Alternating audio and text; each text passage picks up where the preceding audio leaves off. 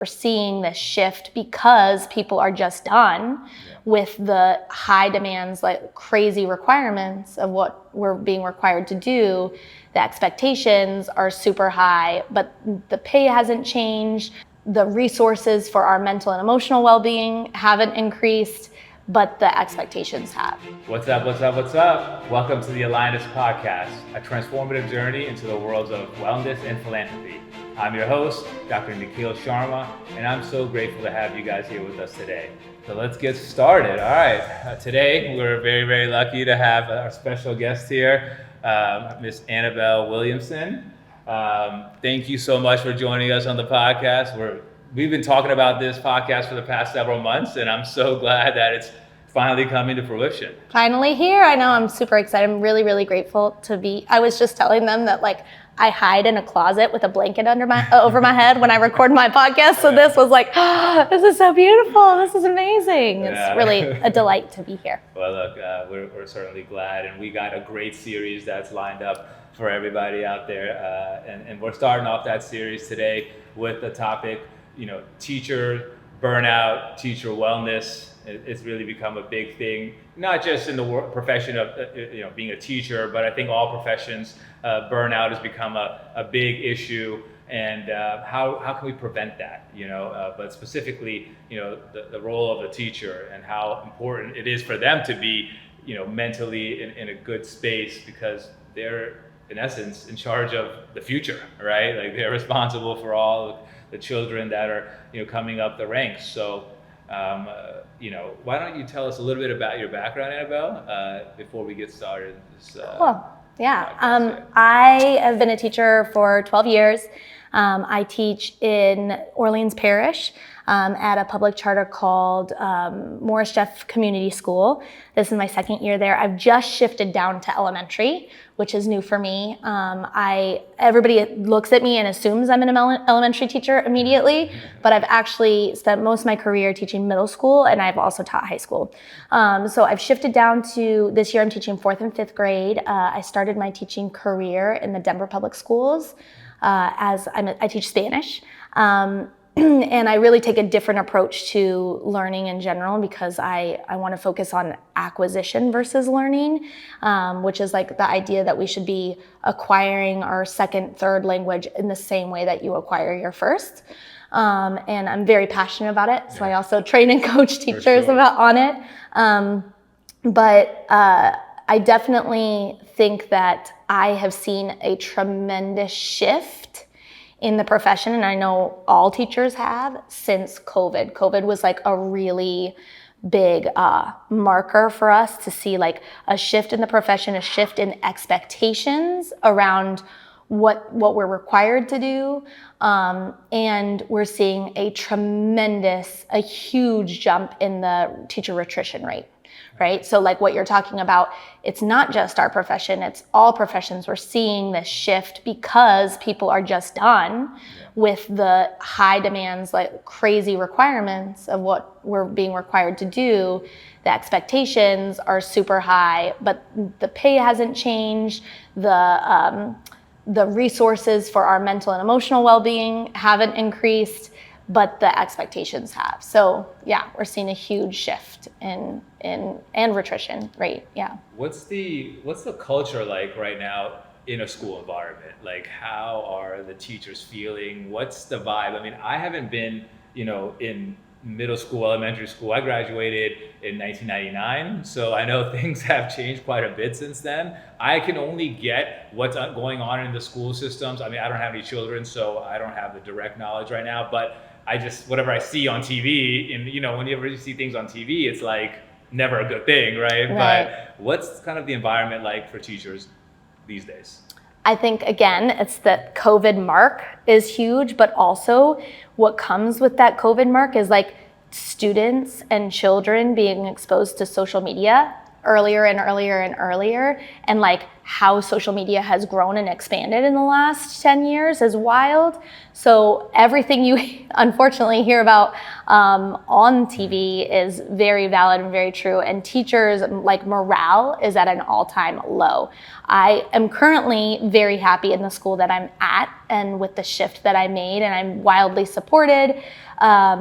I'm on our teachers union, which is not a common thing in the South. So we're like fighting for changes and we're working with our administration, but I'm not in the majority. I'm definitely in a minority, feeling wild support from admin. And the reality is, the reason that morale is at an all-time low is what we were just talking about, like the expectations that were loaded on to teachers and admin. I'm not dismissing, like, admin have also like seen a huge shift in education post-COVID, but the expectations were loaded on, especially during virtual learning. And then when we came back to in-person learning, none of that was taken off, and it was actually just an increase. Right. And then so many schools are doing these weird, like, well, you can wear jeans on Friday, or we'll have a pizza, once every 2 weeks. And people are like, teachers are like, I don't care about jeans. Like, yeah. I should be able to wear jeans every day.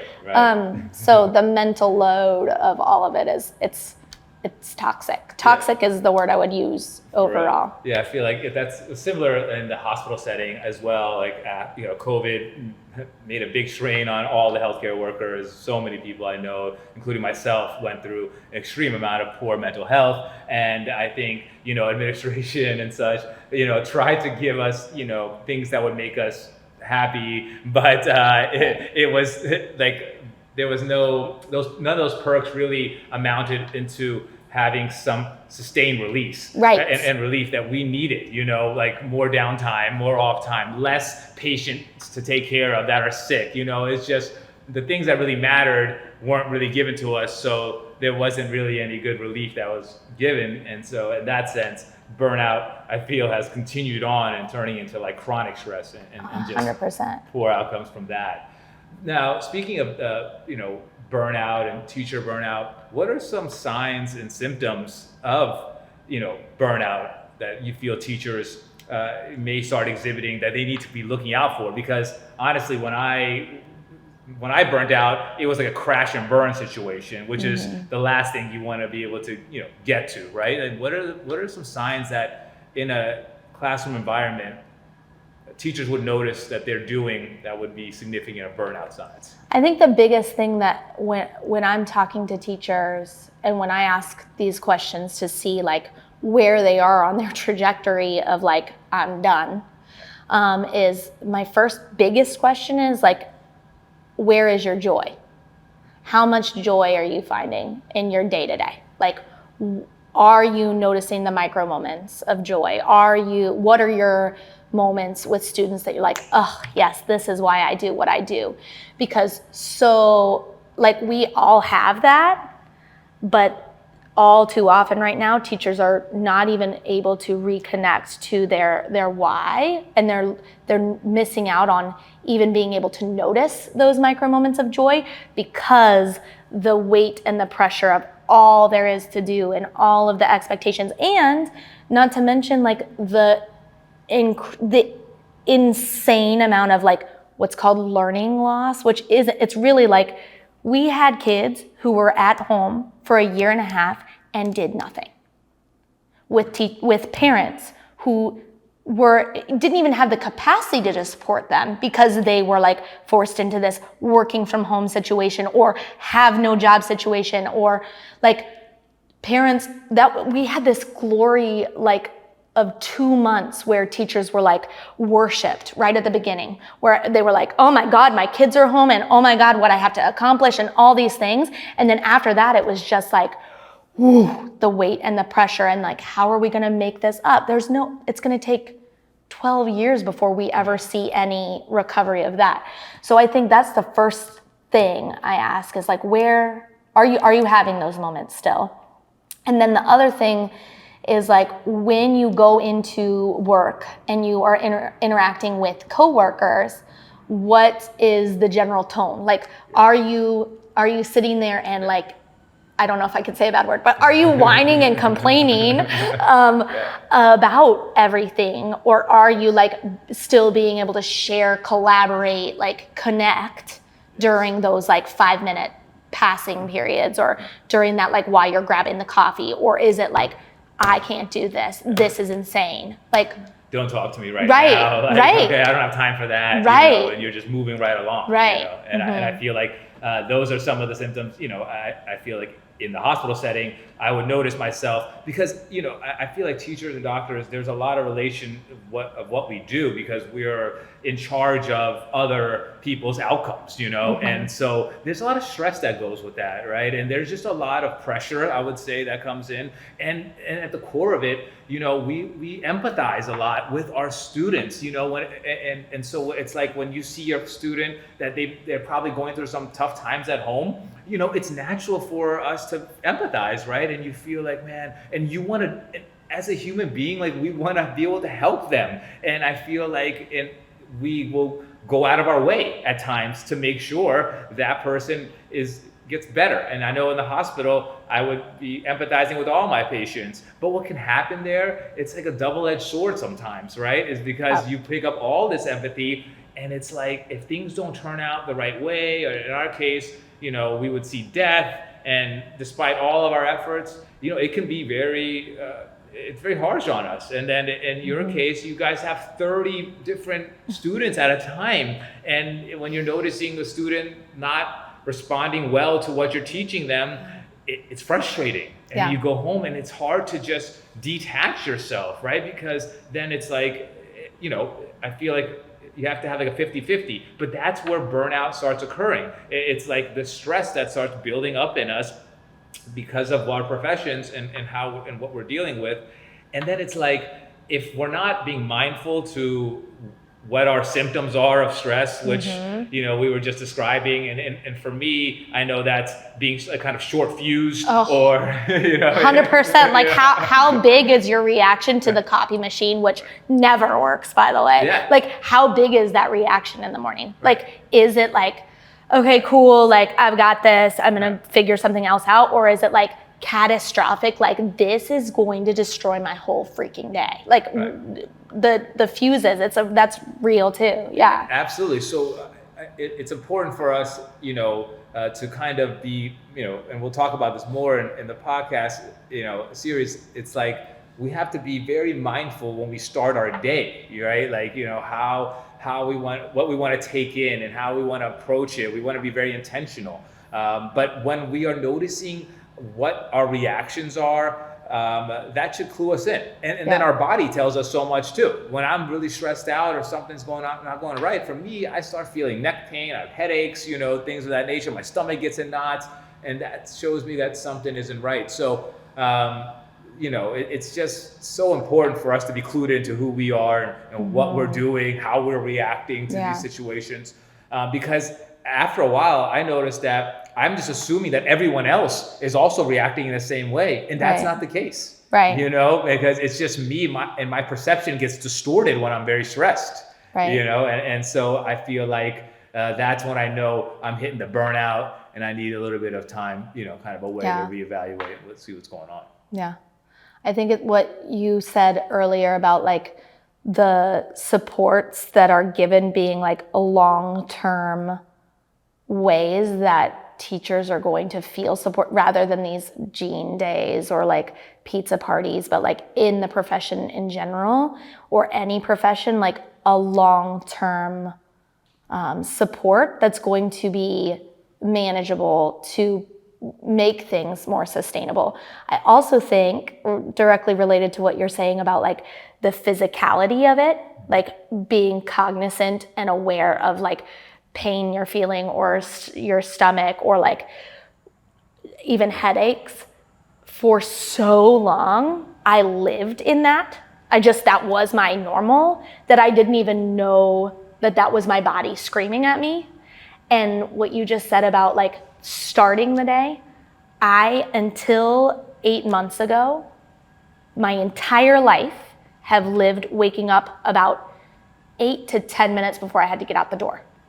Like literally my clothes are laid out. Like I dress like this all the time. Every accessory is like, if you're watching the YouTube, like every accessory has to match and it has to match. And I have 20 different pairs of Converse and the color has to match, but all of it's laid out before so I could literally put it on, grab coffee and leave. Yeah. And I had no idea that like a morning routine would truly transform my life and my ability to cope with the tiny things, to recognize and be cognizant and aware of my body telling me when something's wrong. And also just what you just said about 30 individuals. I teach 156 kids per day. I see 156 kids a day.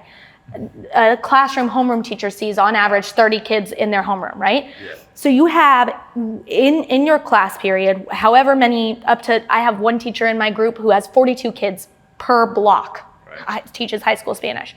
So however many individuals, all of their individual needs, knowing, like being able to read and tell, ooh, you had a hard night last night, you might not have slept, you haven't eaten, you, like all these different things, being in tune to all of that and trying to cover XYZ that you're supposed to cover that day, materials wise, like, but coming to your day with more preparedness and like centering yourself in knowing like this is what I want out of my day. I'm grounding myself in gratitude, grounding myself in like, oh my God, like I had no idea. I had no idea. You said the magic words right there. Holy cow. Yeah. And I agree. And we'll certainly talk about that as a thing for teachers to be able to do, this week, after we're talking about this. But you're right, morning routine, very, very important for us. I think to kind of set the day. What are some things that administrators, high school like principals or middle school principals,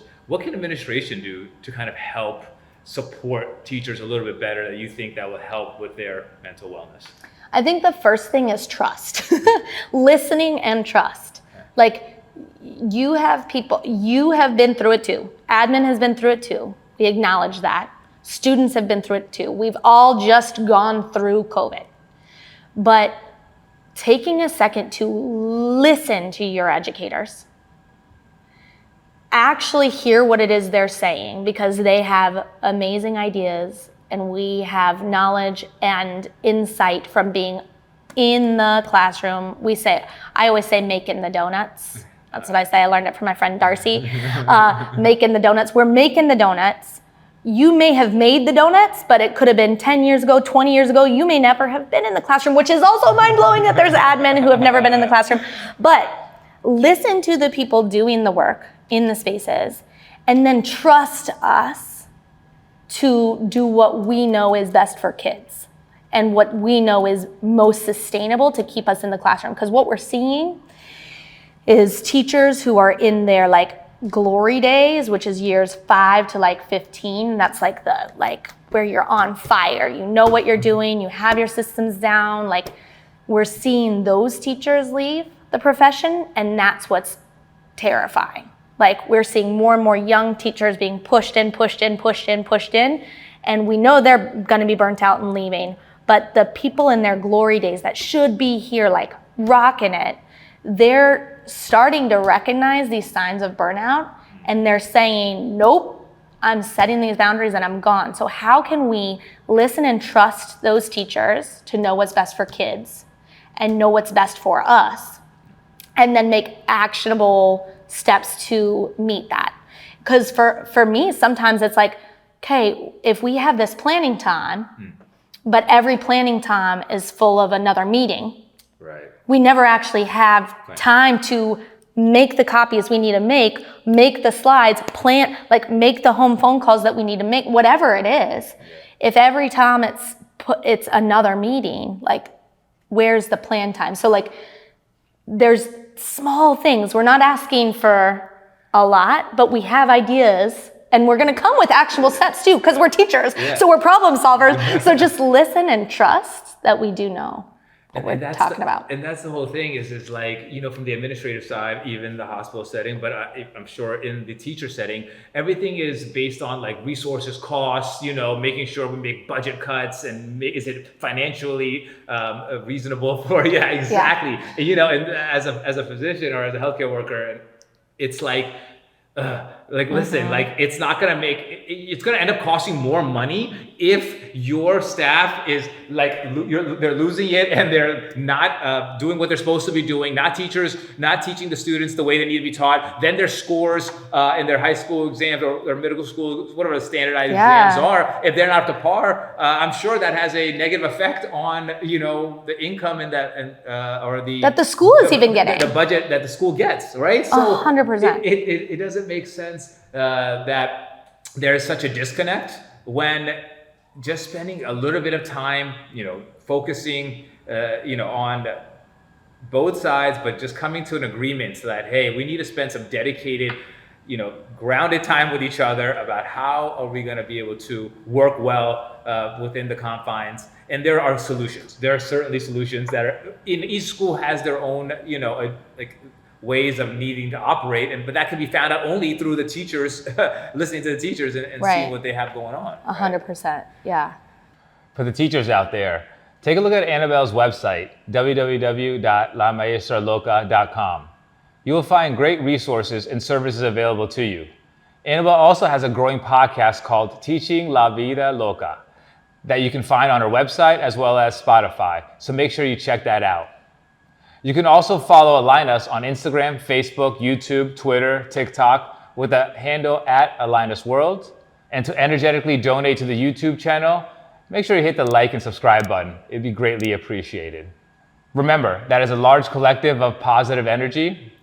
We can help awaken each other to live our best lives. Now back to our podcast.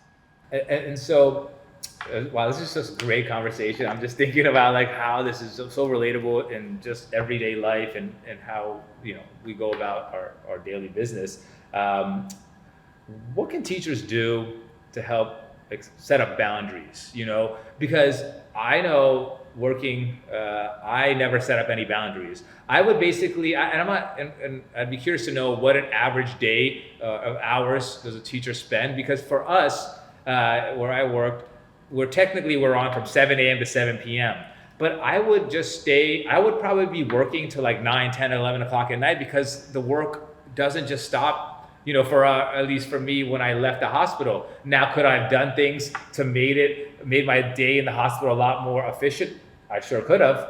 But, it's like, where do I would take time, I would call patients, families, like at 8 o'clock at nighttime. I would be checking our EMR to see what lab came back at 10 o'clock at nighttime. Mm-hmm. And this is just, a lot of this is very unhealthy, which leads to worsening burnout. Now, what are some things that teachers could be doing to kind of, set that tone? I think first and foremost, what you just said about like nobody having a real understanding of what we do.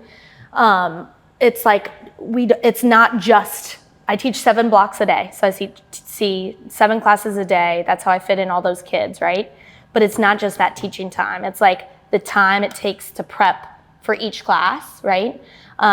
I, for the first time in my career, only have 2 preps right now.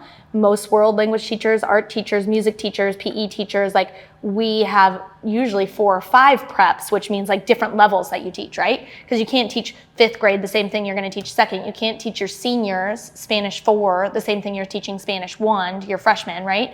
So tons of preps, but usually only 1 prep period that lately, since COVID, has been filled with us covering for other teachers who are out that day.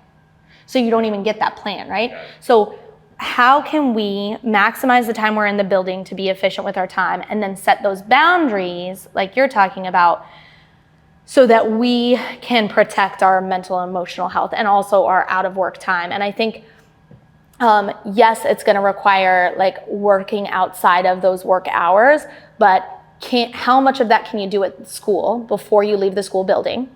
I always like to think of my home as like, I'm not a religious person, but I call it my sacred space. It's my home. It's my protected area. If I have to work, I'm going to work in a specific place in my home, and it's not going to be where I sit and enjoy meals with my kids. It's not going to be where I sit and watch movies with my husband.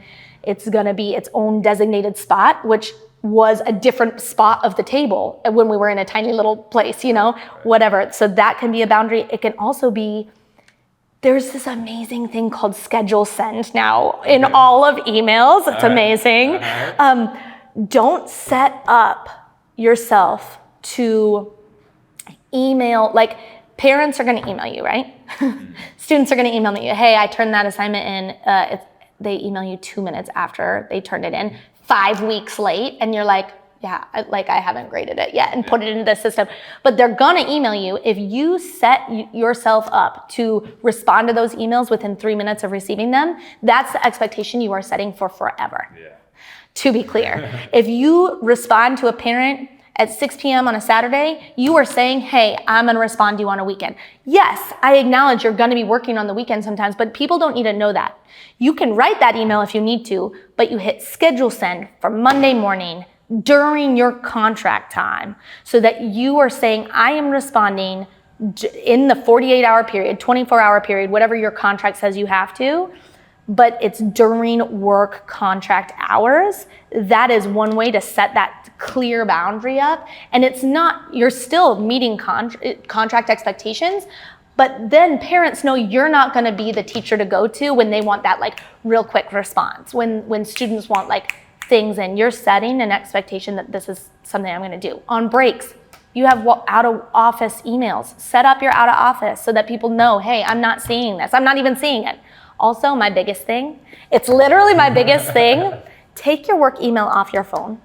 Here's why. It is the hardest thing for every profession. Let me tell you, every profession, I talk to anybody that will listen to me about this, any profession.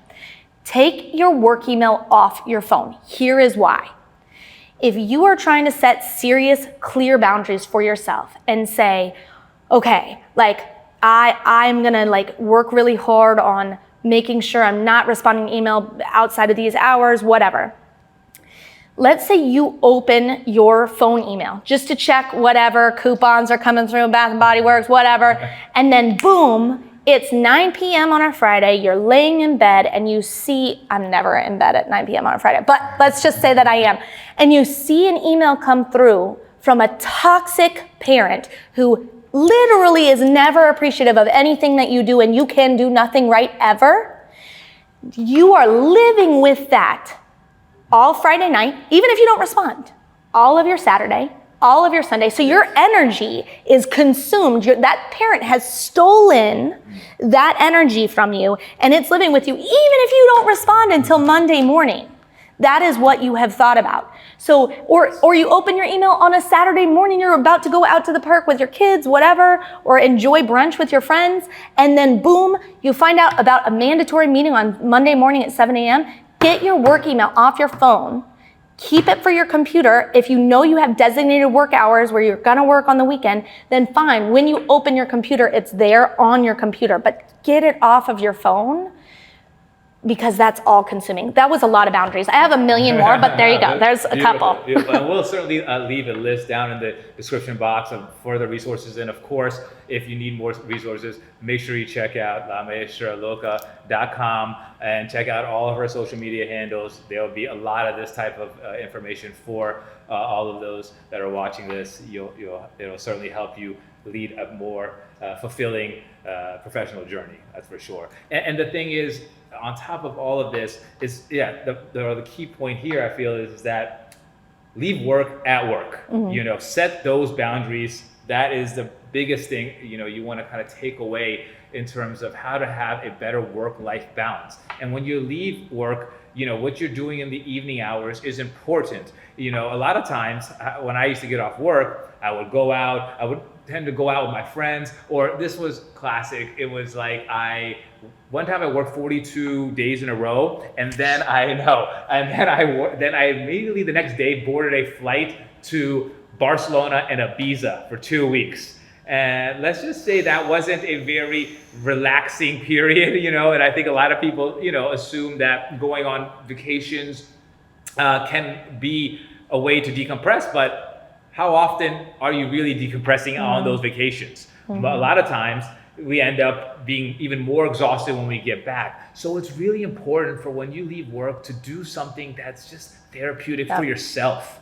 Whether that's reading a book, whether that's getting out in nature, walking your dog, spending just quality time with your family where you're not around with any kind of devices and you've just unplugged yourself from anything else, and that you are in the moment, grounded, and you're not being judgmental about anything that's happened earlier in the day. You're just spending time with yourself. And I think that, like, me as a mom, I always was like, yeah, okay, do something for myself, cool, yeah, like 2 kids. Like, I'm also running a full-time business when I'm not teaching, which I know is like insane, but it can be 5 minutes. Right. It can be 5 minutes of, like, for me, it's rolling down all my windows and my sunroof. I have a sunroof now. I feel like such a big girl. But like sunroof, windows, and blasting at full volume my favorite Spanish songs on my drive home, like at the top of my lungs singing. That's 5 minutes of self-care. Like, that's what makes things sustainable. Even if it's 5 minutes of like, this is the me time, is one step closer to sustaining, like, for anybody, any profession. 5 minutes is doable. You can't say you don't have 5 minutes. Yeah, I agree. And so as we're kind of getting to the end of this podcast, what's one takeaway that you would have for a teacher who right now is listening and maybe struggling with burnout, going through a lot of stress? They're back and forth in their mind that, hey, should I continue being a teacher or should I pursue this other career that I've thought about for a long time? You know, walk that person through of how they should make a decision about what to do next. I think if you can go through your day and recognize and find those micro moments of joy and really think, okay, yes, these were the moments where I felt joy and I felt like this is something I want to do. And if you can't for 5 days find those, then sit down with yourself and see how you would feel like if you were pursuing that next thing. Where does the joy come in? How does your body feel? Like, literally being in tune. Like, does that feel like a more joyful path for you? And if it does, then I say, thank you so much for all you've given to this profession and to the kids whose lives you've impacted. And I'm so excited for your next journey. And I hate saying that. Like, I hate hearing about teachers leaving the profession, but I'm also so proud when I hear of a teacher like setting a boundary and saying, like, I'm not joyful anymore in the classroom. I can't sustain this.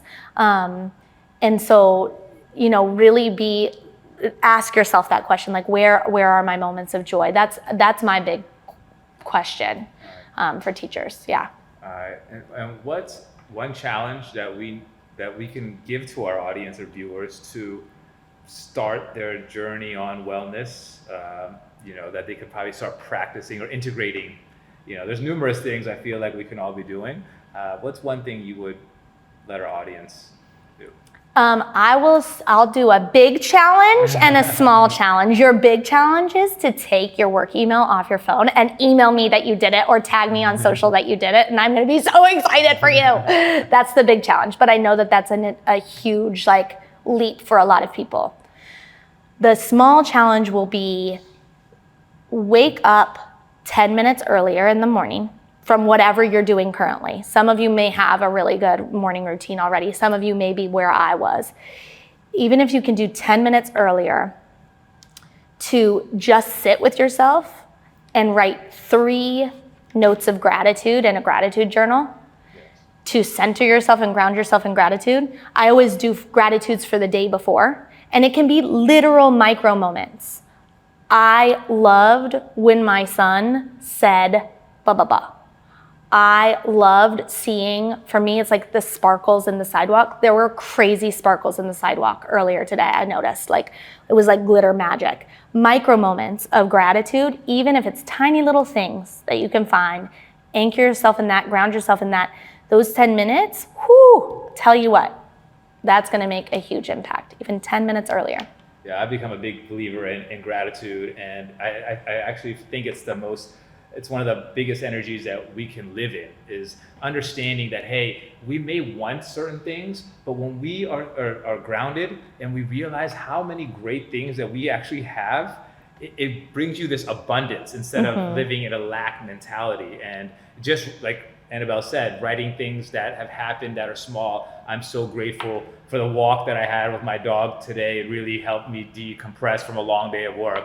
I'm really grateful for my compassion that I showed today with my friends. You know, things of that nature. 3 things. If you can just write a couple things down, it over time, and you'll notice a quick change. I want to say in a couple weeks that, hey, like you'll feel lighter. Yes. And it's a way of living that's so beautiful. And then it's like when you want things, you may not be able to, you know, attain those initially because you don't really need those things. And it's being happy with what you have, and then when you're in that energy, those things that you want will end up coming into your life, and it's beautiful. And when they come, you're just so excited, you're so grateful for them because, you know, it's just, you're in this beautiful energy. Anyways. Yes, I agree. What a great podcast today. I hope everybody listening today was just as excited, enthusiastic as Annabelle and myself were. Thank you so much for joining us in the podcast today. Thank you for tuning into the AlignUs podcast, where we inspire a world of wellness and philanthropy. You can connect with Annabelle on her Instagram, Facebook, Twitter, YouTube, or Threads account at La Maestra Loca, or find inspiration through her website and blog, www.lamaestraloca.com.